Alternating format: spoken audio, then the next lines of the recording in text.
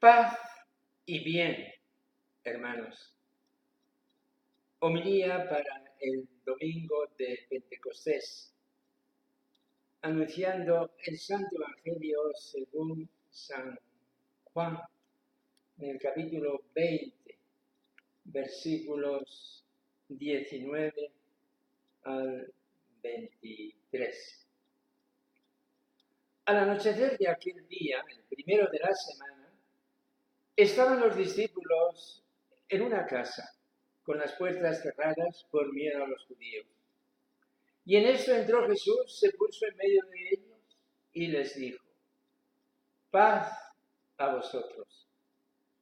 Y diciendo esto les enseñó las manos y el costado. Y los discípulos se llenaron de alegría al ver al Señor.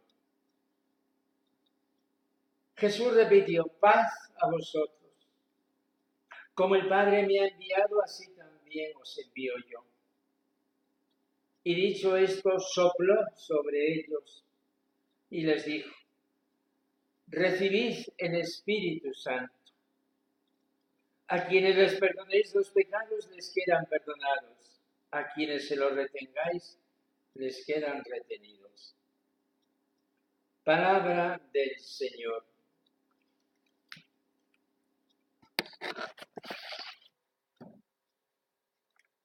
Hermanos, todos los años en la solemnidad de Pentecostés, que es la culminación de la Pascua, las dos fiestas principales del año, todos los años proclamamos en la Eucaristía estas tres lecturas. La primera, el relato de aquel Pentecostés, fiesta judía, tal como nos refieren los Hechos de los Apóstoles. La segunda, la doctrina, la instrucción que da Pablo a la comunidad de Corinto sobre los dones, los carismas de los que se ve enriquecida la Iglesia. Y como evangelio lo que acabamos de escuchar. Jesús, que se muestra al grupo de sus discípulos aquella tarde de la resurrección, reunidos en una casa con las puertas cerradas, primero a los judíos. ¿Qué les dice? Sopló sobre ellos y les dijo: recibid el Espíritu Santo. Es la esencia del mensaje que con la gracia de Dios trataremos de comunicar. Y todos los años en la vigilia de Pentecostés, si se celebra esta misa, hay una lectura sorprendente del mismo Evangelio de San Juan, que dice: Jesús proclama: el que tenga sed, que venga a mí, y beba el que cree en mí. Como dice la Escritura, de sus entrañas manarán ríos de agua viva.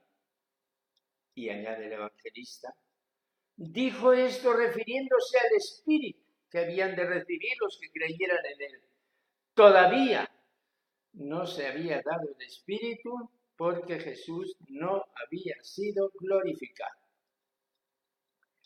Según este modo de hablar, el Espíritu Santo, que existía desde toda la eternidad como existen el Padre y el Hijo, no existía para los hombres como un hecho, como un acontecimiento en espera de la resurrección de Jesús.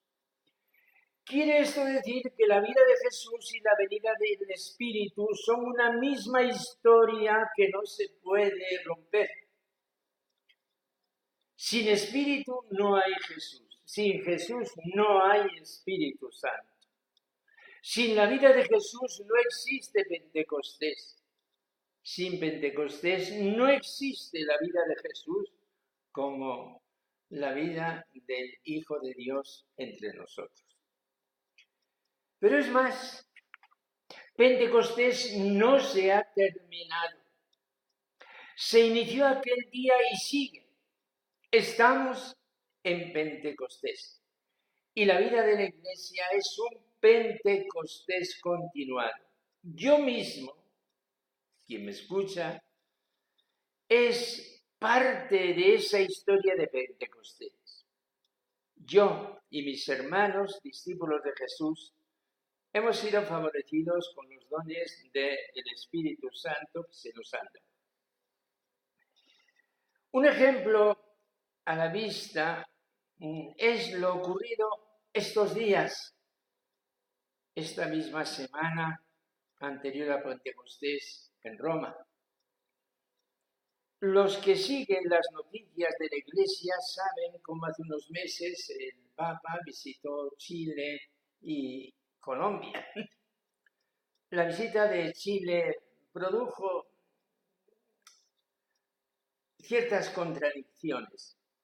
El Papa entonces convocó a todos los obispos de Chile para que tuvieran con él 3 días de diálogo, de escucha, de discernimiento, de oración, como lo acaban de realizar.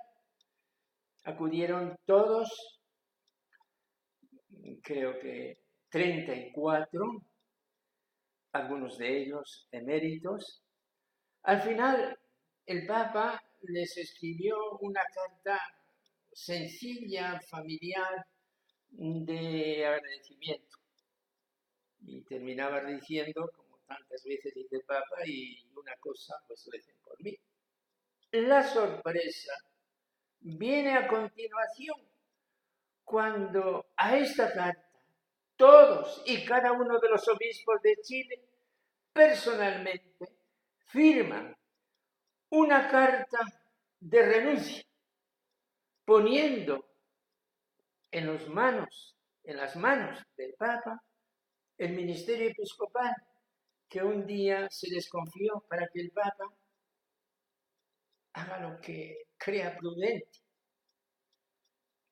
Un gesto maravilloso de sinceridad y de solidaridad de hermanos. No se pide que renuncien este u otro obispo que han sido sospechosos de encubrimiento. Todos los obispos acaban de decir, Santo Padre, tiene en sus manos nuestro ministerio, renunciamos. Si usted quiere que sigamos, nos confirma. Si le parece mejor, pues que haya un cambio, en sus manos está. Después de pedir sinceramente perdón por el mal causado a causa del silencio y de la negligencia, dice: en segundo lugar, queremos anunciar que todos los obispos presentes en Roma, por escrito, hemos puesto nuestros cargos en las manos del Santo Padre para que libremente decida con respecto a cada uno de nosotros. Hermanos, si uno examina por dentro esta sorprendente decisión, de la que al parecer pues no se conocen otros precedentes, uno dice, aquí hay humildad, aquí hay sinceridad, aquí hay verdad, aquí está presente el Espíritu. Verdaderamente el Espíritu es el que conduce la Iglesia. Celebramos pues, hermanos, en Pentecostés no solo aquel hecho que ocurrió un día, como lo han descrito los Hechos de los Apóstoles, evocación, por otra parte, de lo que ocurrió en el Sinaí, cuando Dios entregó su ley, su alianza al pueblo escogido, sino que estamos celebrando simultáneamente lo que ocurre en medio de nosotros. El Espíritu Santo es nuestra compañía. Esto nos lleva a continuar la reflexión que nos hacíamos el domingo pasado en la ascensión del Señor. Jesús se iba y se quedaba. Era el decirnos, no os dejaré huérfanos, lo había dicho en la cena, me voy, es preciso que me vaya porque así no podrá venir el Espíritu de Dios, mi Espíritu Santo, el Espíritu Santo. Justamente por eso vosotros haréis no solo las obras que yo he hecho, expulsión de demonios y milagros, sino que haréis obras mayores que las que yo he hecho. Vosotros tenéis que ir a los confines de la tierra donde yo no he podido ir. Vuestra tarea es el anuncio del Evangelio a todo el mundo, que yo no he podido realizar, no saliendo de los límites estrechos de esta tierra nuestra, de Israel. Así pues, lo mismo que el misterio de la ascensión, el misterio de la venida del Espíritu tiene un tono de familiaridad, lo cual significa cercanía y presencia de Dios con nosotros. Es más, los cristianos, solo los cristianos, podemos enunciar nuestra fe diciendo que nuestro Dios es un Dios encarnado e histórico. La historia de Dios comienza en la eternidad y termina hoy, aquí y ahora en Pentecostés, en espera de la manifestación gloriosa de un día. El Dios de la creación, el Dios de la inmensa gloria, es el Dios que hoy termina en mí como Dios Espíritu Santo, que me va a acompañar todos los días de mi vida hasta que yo vuelva a la morada de Dios de donde vine un día. Pero hay otro detalle en el Evangelio de hoy que debemos examinar con precisión. La unión del Espíritu Santo con el perdón de los pecados. Recibid el Espíritu Santo. A quienes perdonéis los pecados les quedan perdonados, a quienes se los retengáis les quedan retenidos. Esto significa dos cosas. La primera, que donde está el Espíritu de Dios está el perdón de los pecados, aparte de los dones que el Espíritu nos concede.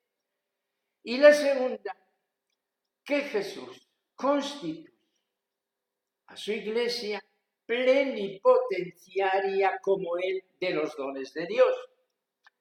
La iglesia de Jesús es portadora de la misericordia de Dios y es administrador de esa misma misericordia. Evidentemente que no puede ser una administradora a su capricho, sino según el corazón mismo de nuestro Dios y Padre, según la misericordia de Dios, según la ternura de Dios.